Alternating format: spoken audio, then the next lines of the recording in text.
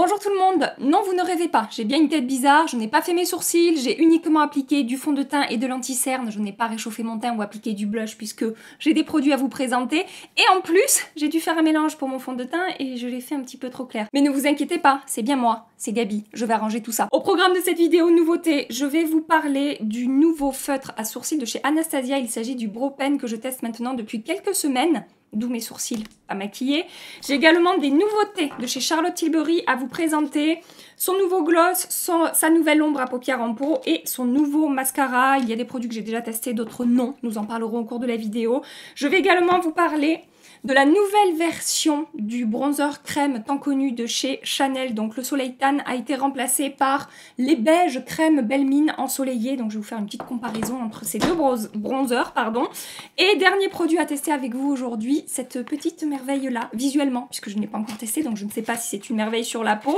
C'est un produit de chez Melt. Je vous l'avais partagé en story sur Instagram en vous disant ce truc là a l'air magnifique. Voilà, il est arrivé chez moi et on va pouvoir tester ça ensemble. Je vais d'ores et déjà attacher cette mèche. J'ai pas pris ma pince évidemment pour attacher cette mèche d'ores et déjà. Non mais ça c'est l'histoire de ma vie. J'utilise un truc et une minute après, je ne sais plus où il est. Pour reprendre en forme humaine le plus rapidement possible, je vais commencer par faire mes sourcils. Ça va, je déconne, je sais, ce ne sont que des sourcils, hein, il y a pire dans la vie. Je vais utiliser aujourd'hui le Brow Pen de chez Anastasia Beverly Hills que j'ai en teinte granite. C'est la teinte la plus foncée, la teinte noire puisque j'ai les sourcils noirs. Donc vous voyez, c'est un feutre avec une mine très fine qui permet donc de faire des traits très fins dans les sourcils pour dessiner en fait comme des faux poils. Vous voyez sur ma main j'ai fait des traits vraiment très fins, j'en ai fait d'autres des plus épais, donc on peut vraiment varier l'épaisseur du trait, soit on dessine très délicatement, soit on appuie un peu plus et le trait sera un petit peu plus épais. Et je vais vous dire un petit peu donc ce que j'en pense par rapport aussi au feutre glossier dont je vous ai déjà pas mal parlé ces derniers temps. Je vais faire les commentaires en voix off parce que je suis absolument incapable de maquiller mes sourcils et de parler en même temps. J'ai besoin de concentration. Alors, ce que j'aime beaucoup par rapport à ce feutre Anastasia, c'est que la mine est vraiment très fine et me permet d'être très précise et de faire vraiment du poil à poil. Vous savez que moi, c'est ce que je recherche quand je fais mes sourcils. Je ne cherche pas à les remplir. Je cherche à dessiner des faux poils là où il en manque et à redonner une forme à peu près correct à mes sourcils. Par rapport à celui de chez Glossier, je trouve que l'Anastasia marque mieux. Je vous avais dit que le Glossier, il y a des jours où c'est merveilleux, où ça se passe super bien et où j'adore le résultat. Et il y a des jours où il ne marque pas, où j'arrive pas à être précise. Je suis obligée de faire des gros traits, enfin d'appuyer la mine pour que ça marque, donc ça me fait des gros traits, donc c'est pas très joli. Ça m'arrive très rarement avec le Anastasia. Je peux pas dire que ça m'arrive jamais. Il y a des jours où je suis un petit peu obligée de venir travailler la mine sur ma main pour la recharger d'encre et revenir travailler mon sourcil. C'est un petit peu le défaut, je trouve, de ces feutres. C'est que parfois, selon les produits qu'on a appliqués avant, si par exemple, je sais pas moi, vous avez poudré vos sourcils et que voilà, vous mettez de la poudre sur votre mine en maquillant votre sourcil, peut-être que le feutre, pendant 2-3 minutes, il aura du mal à marquer un petit peu. Mais je trouve que l'Anastasia, du coup, me le fait beaucoup moins que le Glossier. Au niveau de la tenue, je dirais que le Glossier l'emporte dans le sens où, du moment où vous avez fait vos sourcils, vous pouvez même les toucher, ça ne bougera pas. Le Anastasia, si vous ne touchez pas, ça ne bouge pas. Si oui, quand même, à un moment dans la journée, vous faites une fausse manip et vous frottez un petit peu vos sourcils, ça risque de bouger un petit peu. Mais moi je fais tellement attention à mes sourcils au cours de la journée que je ne touche pas mes sourcils, et si je ne les touche pas, je n'ai absolument aucun problème. Ça reste très fin au cours de la journée, l'encre ne se diffuse pas, ne s'épaissit pas, ça reste vraiment en place et on voit vraiment le poil à poil même en fin de journée, donc ça reste quand même pour moi un produit qui a une très bonne tenue. Dernière chose que j'apprécie avec le Anastasia, c'est que la teinte granite me correspond vraiment super bien. Après ça c'est très personnel, c'est à vous de trouver votre teinte selon vos sous-tons de poils chaud, froid, neutre, etc. Mais vraiment la teinte granite, il n'y a aucun sous-ton chaud et voilà, ça correspond complètement à la couleur de mes sourcils. C'est un point de plus pour le Anastasia puisque le Glossier parfois va manquer un poil d'intensité. Je vais devoir mettre plus de produits avec le Glossier qu'avec le Anastasia pour obtenir le même rendu. Donc voilà, si je devais choisir entre le Glossier et le Anastasia, même si je trouve que le Glossier est un excellent produit, que j'aime beaucoup, j'ai tendance quand même, par rapport à mes attentes et à mes besoins sur mes sourcils, à préférer le Anastasia. Si vous vous demandez avec quoi j'ai fixé mes sourcils, je suis en train de tester ce produit-là de chez Benefit. Il s'agit du 24 heures Brow Setter, qui est un gel à sourcils transparent. Et j'ai entendu dire par-ci par-là, que vraiment il était super efficace pour fixer les sourcils. Donc j'ai un petit peu laissé tomber mon savon ces derniers temps pour tester ça, et je vous avoue que je suis quand même super contente de ce produit. Il fixe vraiment très bien les sourcils. Attendez, je vais vous montrer la forme de la brosse. Donc on a un côté avec des picots plus longs et un autre avec des picots plus courts. Ça permet de vraiment bien attraper à la racine les sourcils et de venir les fixer en fait, de leur faire prendre la forme que vous voulez, et ça a une très bonne tenue. Par contre, sachez que ça va apporter un effet un petit peu plastifié à vos sourcils, dans le sens où une fois qu'ils sont en place, ça se fige comme avec de la laque en fait, et voilà, et ça ne bouge plus. Donc si vous aimez avoir les poils doux et soyeux, ce truc-là ne vous conviendra pas. Petite parenthèse avant de passer au produit suivant, parce que je sais qu'il y en a qui peuvent pas s'empêcher.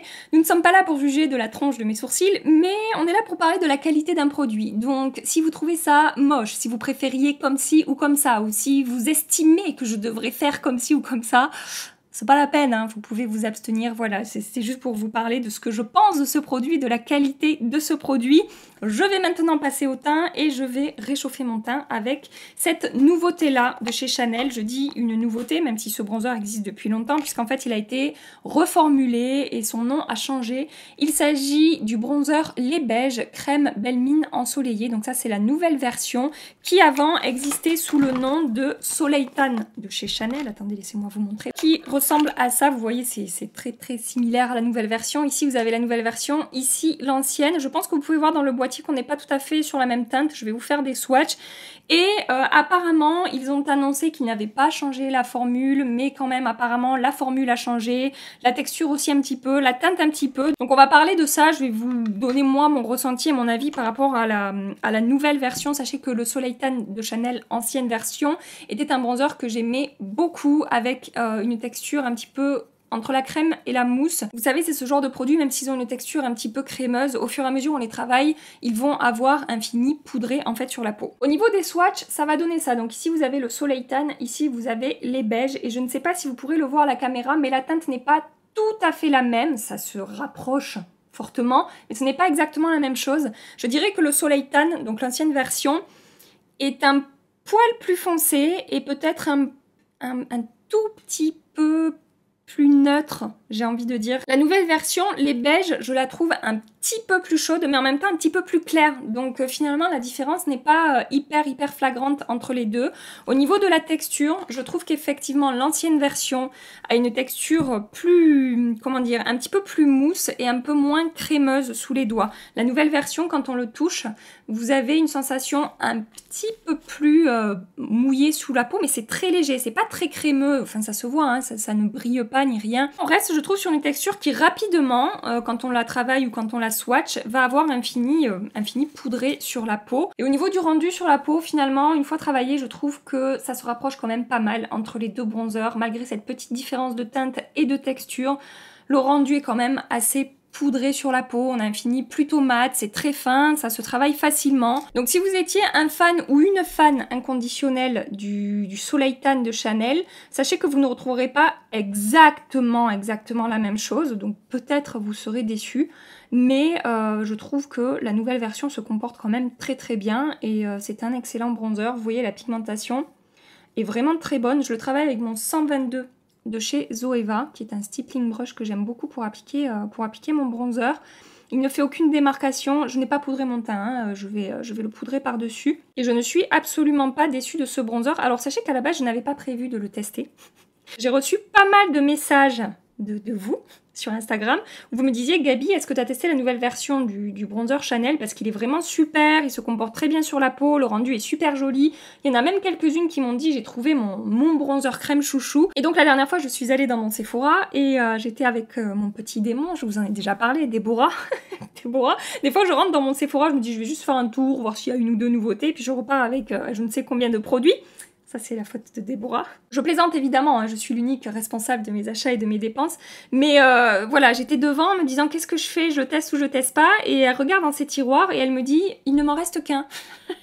C'était fini. Je ne sais pas pourquoi cet argument m'a tuée. Et j'ai acheté ce bronzer, et puis je me suis dit, comme ça, je vous ferai une petite comparaison entre l'ancienne version et la nouvelle version, et je vous dirai un petit peu ce que j'en pense. Et je sais pas si vous verrez, mais au niveau de son fini, on est vraiment sur un fini finalement poudré et plutôt mat, comme je vous disais. Ce n'est pas un mat qui va plomber votre teint ou qui va griser votre teint, je dirais que c'est plutôt semi-mat. On voit un petit peu de lumière sur ma peau, mais il a un fini, voilà, il ne laisse absolument pas d'effet crémeux sur la peau. Donc finalement, je trouve qu'on se rapproche quand même pas mal de la version Soleil Tan de Chanel. Alors par contre, si vous n'aimez pas les bronzers chauds, ne vous tournez pas vers ce bronzer-là. J'aurais plus tendance à vous conseiller d'aller voir, par exemple, du côté du Fenty, le bronzer crème, qui va proposer plein de teintes différentes, des teintes chaudes et des teintes froides et des teintes neutres. Là, on est quand même sur un bronzer effet bonne mine qui va apporter un hâle assez chaud à votre peau. Rapidement hors caméra, je vais poudrer mon teint avec ma poudre Shape Tape Setting Powder de chez Tarte et je reviens tout de suite. Je passe maintenant au blush et je vais enfin pouvoir tester cette magnifique chose-là. Sachez que je ne l'ai même pas swatché. Je me suis dit vraiment, Gabi, résiste et attends la vidéo pour qu'on le découvre tous ensemble. C'est un blush de la marque Melt Cosmetics. Il s'agit du Digital Dust Duo Blush que j'ai pris en teinte Raw Honey.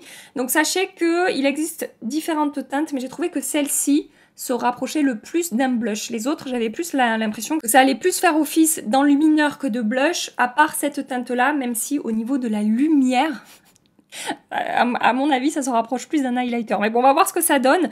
Donc ici, vous avez la teinte Raw et ici, vous avez la teinte Honey. Regardez ce que ça donne, donc c'est quand même très très lumineux. Sachez que la texture n'est pas sèche et volatile, on va dire, vous savez, des fois quand on swatch un truc, on voit que ça s'envole comme ça. Là, c'est vraiment fondant sous le doigt, ça a très très bien swatché, la pigmentation a l'air pas mal du tout.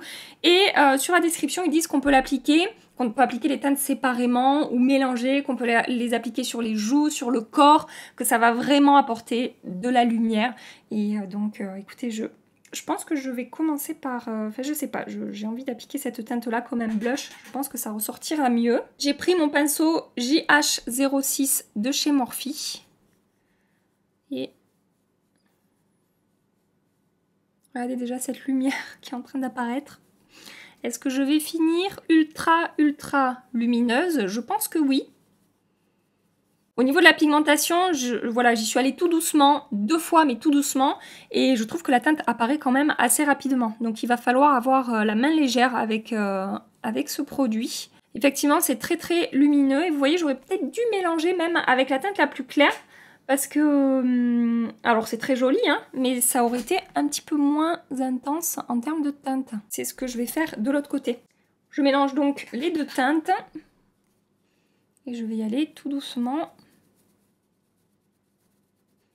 Ouais, vous voyez, je préfère la manière dont la couleur apparaît petit à petit en mélangeant plutôt ces 2 teintes. Bon, après, ça se travaille hyper facilement, hein. Ça ne fait pas de démarcation, la texture se diffuse bien. Ça se passe vraiment très très bien. Définitivement, je préfère ce côté en ayant mélangé que ce côté que je trouve du coup ultra intense quand même, hein. C'est assez marqué.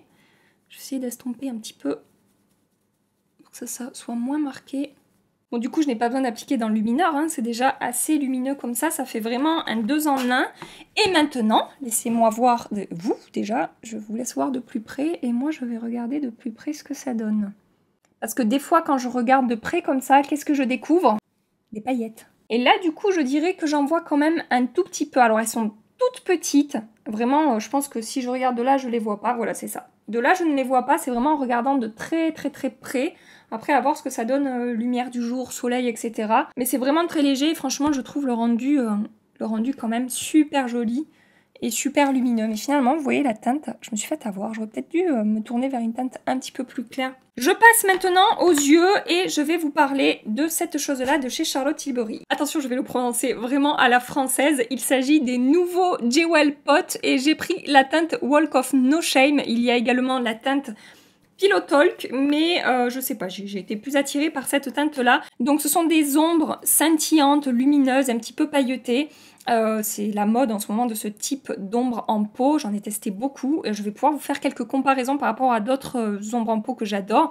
Et la texture est une texture assez mousse finalement, je trouve que c'est plus mousse que crème. Et justement parce que c'est une texture mousse, sachez que quand je l'ai reçu, le produit se baladait un petit peu dans le pot et en le retournant comme ça tombait. Alors ça tombait compact, ça s'est pas effrité ni quoi que ce soit, mais ça peut arriver avec ce genre de texture, je l'ai bien repressé à l'intérieur et là voilà, ça ne tombe plus. Au niveau du swatch, c'est ici. Donc on a une base teintée rose framboise, je dirais, avec des paillettes plutôt dorées, ce qui va apporter un fini un petit peu finalement rose gold au produit, mais un rose, comme je vous dis, qui tire un peu sur le framboise. On a des reflets un petit peu cuivrés aussi.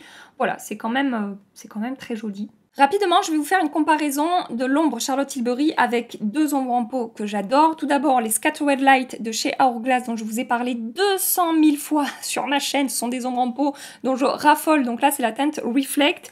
Et je vais également le comparer avec le Chroma Crystal Top Coat de Natasha Denona que j'ai en teinte bronze.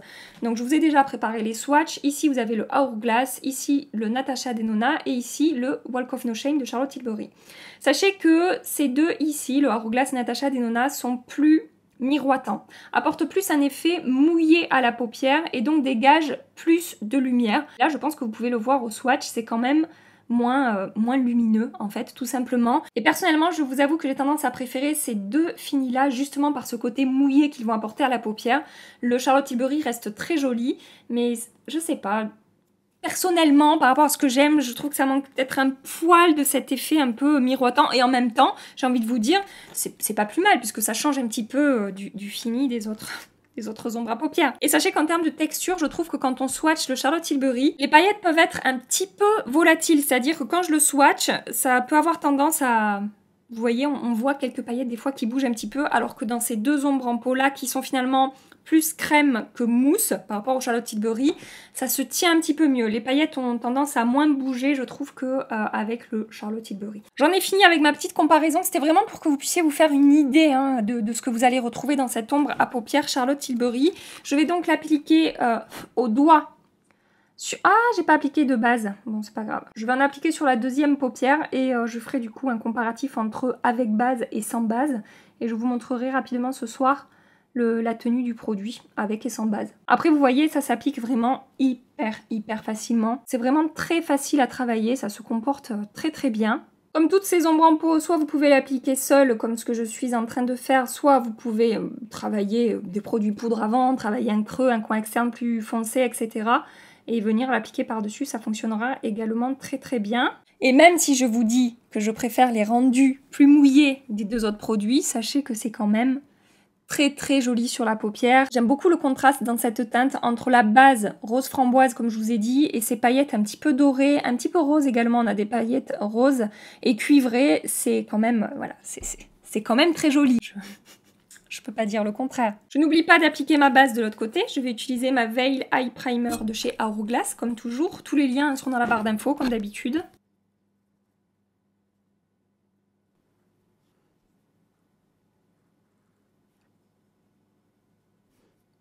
Je ne sais pas si vous le verrez à la caméra, la différence entre le côté sans base et le côté avec base, ce qui me prouve une fois de plus que ce produit de chez Hourglass est une merveille.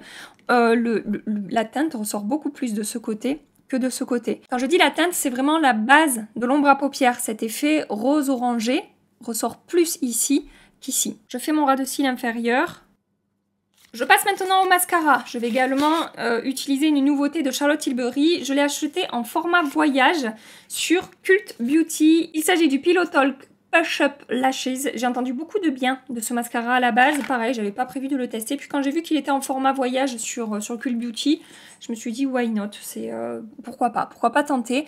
La brosse est assez particulière. C'est une brosse plate avec des picots sur les côtés en fait. Je sais pas si vous verrez, c'est assez particulier, j'ai jamais utilisé de mascara comme ça. Au niveau des promesses, ils disent que 93% déclarent que le mascara volumise et définit les cils, 96% disent qu'il magnifie et amplifie les cils et 96% allonge visiblement les cils. Donc apparemment ce mascara fait tout et ce pendant 24 heures. Donc écoutez, on va tester ça. Je trouve qu'en ce moment il y a... Oh ben je m'en suis déjà collée partout. Ça commence super bien, Gabi, ça commence super bien. Donc, j'étais en train de dire, en ce moment, c'est la folie des mascaras. Je trouve qu'il sort des mascaras dans tous les sens. J'en ai découvert des géniaux. Mais écoutez, on continue les essais. Donc, gardez en tête que j'ai les cils qui sont quand même déjà assez longs et assez fournis. Et que les mascaras, c'est vraiment très personnel, comme tous les produits. Mais je trouve que le mascara, quand même, c'est encore plus personnel, quoi. Selon... les cils de chacun, ça peut tellement être différent quoi que voilà, je vous conseille vraiment de toujours garder ça en tête.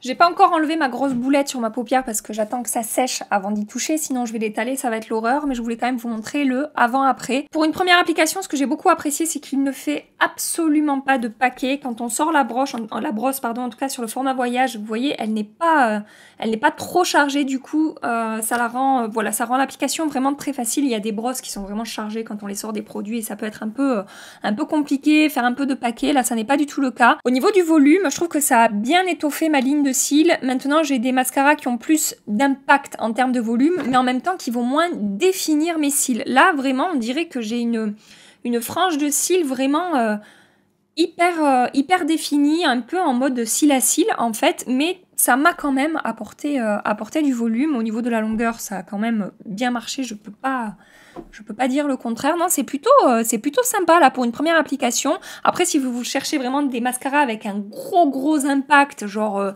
gros volume, assez d'épaisseur sur les cils, ça ne vous conviendra pas. Vous voyez le Urban Decay, quand je l'applique, souvent vous me dites waouh, on dirait que tu as appliqué des faux cils. Là, je pense que ça sera pas le cas avec celui-ci. Parce que, alors quand j'ai le Urban Decay, c'est le Lash Freak. Pour le coup, il m'apporte vraiment comment dire, beaucoup plus d'impact, mais en même temps, il va beaucoup moins séparer mes cils comme le fait ce mascara Charlotte Tilbury, là. Et je suis en train de me dire que cette brosse pour le ras de cils inférieur, ça doit être vraiment pas mal. Ces petits picots, c'est le fait qu'elle soit plate. Je pense que ça permet de bien travailler la racine. Laissez-moi essayer ça pendant que je vous parle. Ouais, franchement, sur le ras de cils, ça fonctionne super bien parce que la brosse n'est pas épaisse, n'est pas trop chargée et ça permet de vraiment bien travailler la racine des cils sans s'en coller partout. Et sur mes lèvres, je vais appliquer cette nouveauté-là de chez Charlotte Tilbury, décidément. C'est une vidéo nouveauté Charlotte Tilbury. Il s'agit du Jewel Lips. Je sais qu'on ne dit pas Jewel en anglais, mais c'est un mot qui est un peu dur à dire pour moi. C'est Jewel.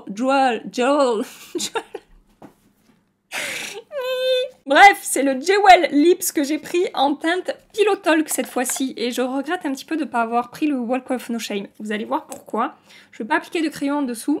Je vais l'appliquer tout seul. Donc c'est un gloss, hein, tout simplement. Il est un tout petit peu pailleté, mais sachez que ça fait pas un rendu pailleté sur les paupières. Sur les paupières, n'importe quoi. Sur les lèvres. Ça va juste vous apporter un effet... Attendez, parce que je vais m'en coller partout.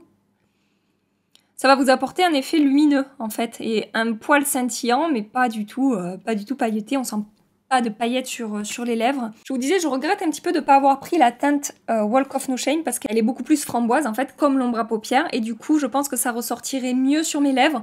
Là, en fait, avec cette teinte Pillow Talk, c'est très joli. Franchement, la lumière est très jolie. Il est assez crémeux, il n'est pas trop fluide et du coup, moi, c'est vraiment le genre de texture que j'aime. Vraiment, c'est un très joli gloss, mais cette teinte-là sur mes lèvres ne ressort pas énormément. Ça teinte un tout petit peu, mais de manière très légère et très nude. Et surtout, ça apporte de la couleur. Voilà, quand j'ai vu après les vidéos avec le Walk of No Shame, je me suis dit, waouh, ça a l'air tellement joli, cette base un petit peu framboise qu'a le gloss. Que voilà, j'hésite. Peut-être que je vais le prendre parce qu'après la qualité, je la trouve vraiment très bonne. Au niveau de la tenue, on est sur un gloss, c'est-à-dire qu'il faudra en réappliquer toutes les 1h30, 2 heures à peu près, j'ai envie de dire, avec un crayon un petit peu moins souvent. J'ai terminé mon maquillage, je reviendrai évidemment ce soir vous montrer la tenue du blush puisque je ne l'ai jamais testé, vous montrer un petit peu la différence entre le côté avec base et sans base, voir si ça a bougé ou pas de ce côté-là, le mascara, bref, je reviendrai faire un petit point avec vous. Je vous fais des gros bisous et je vous dis à tout de suite pour vous, à tout à l'heure pour moi. Me revoilà 9 heures après avoir appliqué le maquillage. J'ai fait une retouche sébum uniquement sur ma zone T. Je n'ai rien touché d'autre sur mon maquillage. J'ai juste absorbé mon sébum, voilà, là où je brille un petit peu. Il fait super chaud de nouveau en ce moment. Les journées sont longues, donc voilà, j'avais tendance à briller un petit peu. Donc, je vais commencer par vous parler de la tenue. On va faire dans l'ordre de la vidéo. La tenue du produit à sourcils. Écoutez, comme je vous ai dit, franchement, sur moi, ça tient très bien. Sachant que là, c'est quand même une zone où j'ai la peau plutôt grasse et j'ai toujours ce poil à poil dessiné. Le produit Benefit a vraiment bien fait tenir mes sourcils en place. Donc voilà, comme je vous ai dit, moi je valide ce produit Anastasia. Ensuite, par rapport au blush et au bronzer, ça a également très bien tenu. Le bronzer, je le teste depuis un petit moment maintenant.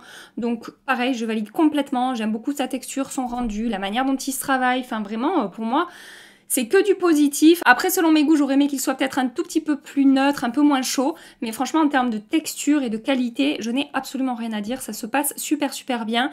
Le blush, je l'ai trouvé super joli. Un poil intense pour moi. Il va falloir vraiment que j'ai la main légère avec. Je vais regarder les autres teintes. Mais alors là, tout est out of stock sur le site de Beauty Bay. Donc je vais attendre que ça revienne. Mais je vais peut-être me tourner vers une teinte un petit peu plus claire. Bien que ce côté, une fois que j'ai mélangé les deux teintes, ça s'est très bien passé. Et au niveau des toutes petites paillettes que je vois de très très près. Franchement, j'ai regardé dans une glace au soleil, ça m'a pas dérangé, ça m'a pas choqué. Ce ne sont pas des paillettes vraiment visibles dès qu'on est à une distance correcte. En fait, c'est sûr, si je fais ça, je les vois. Si je fais ça, je ne les vois plus. Voilà, donc franchement, j'ai trouvé le rendu super joli. Pour ce qui est du produit pour les yeux, côté base et côté sans base. Donc sans base ici, base ici. Je trouve que sur le côté sans base, ça s'est un petit peu estompé dans mon creux de paupière ici. C'est léger, mais ça a quand même, voilà, j'ai un endroit où ça s'est décroché un petit peu, alors que sur l'œil où j'ai la base, ça n'a absolument pas bougé. Voilà, tiens, je suis en train de me rendre compte que j'ai oublié d'appliquer une touche de lumière dans mon coin interne ce matin, mais c'est pas grave.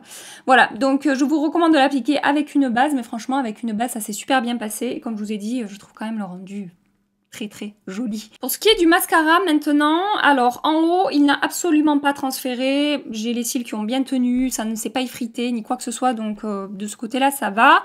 Par contre il a un poil transféré ici sur mon ras de cils inférieur, voilà, donc à retester.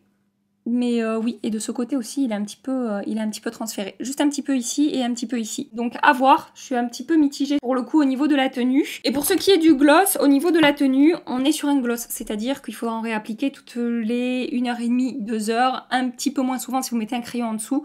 Mais franchement, j'aime beaucoup la texture, comme je vous ai dit. Je regrette juste de ne pas avoir pris l'autre teinte. Et je voulais juste vous remontrer l'anti-cerne. En fait, je vous ai fait dans ma dernière vidéo, mon top 5 anti-cerne marque professionnelle et mon top 5 anti-cerne petit prix et prix abordable. Je vous l'accroche ici. Et dans cette vidéo, je vous ai parlé de cet anti-cerne là de chez MAC, le 24 heures Studio Fix. Et je vous ai dit que c'était l'anti-cerne qui tenait le mieux sur mon contour de l'œil et qui filait le moins au cours de la journée et qui marquait le moins mes petites ridules. Regardez, après 9 heures d'application, comme j'ai le dessous d'œil lissé, sans aucun effet de matière, avec la peau comme si j'avais pas de produit dessus. Enfin, cet anti-cerne, il est absolument bluffant. Qu'est-ce que j'aurais aimé qu'il soit un poil plus couvrant, mais franchement, je le trouve démentiel, cet anti-cerne au niveau de la tenue en particulier, mais c'est dingue, on ne voit absolument pas mes petites ridules, quoi. C'est ce que je vous disais dans la vidéo. C'est vraiment, de tous les anti-cernes que je vous ai présentés, celui qui va laisser le moins au cours de la journée apparaître mes petites ridules dans la journée. Je voulais vous faire ce petit update et vous remontrer, parce que c'est pas la première fois que je vous en parle, mais vous remontrer un petit peu la tenue de cet anti-cerne. Je suis en train de mourir de chaud, là. Je commence à avoir la nuque mouillée et tout. J'en peux plus, c'est terrible. Ah oui, je me suis changée aussi, soit dit en passant. Si vous ne l'aviez pas remarqué, c'est assorti à mon maquillage des paupières. À mon maquillage. Voilà, je vous laisse ici pour aujourd'hui. J'espère que cette vidéo vous a plu, que vous avez passé un agréable petit moment en ma compagnie. Si c'est le cas, vous pouvez liker cette vidéo avant de partir, vous abonner pour continuer les aventures avec nous. Je vous accroche 2 vidéos ici si vous voulez rester un petit peu plus longtemps avec moi. Et en attendant ma prochaine vidéo, je vous fais des milliards et des milliards de bisous. Mouah, prenez soin de vous et à très bientôt. Bye bye.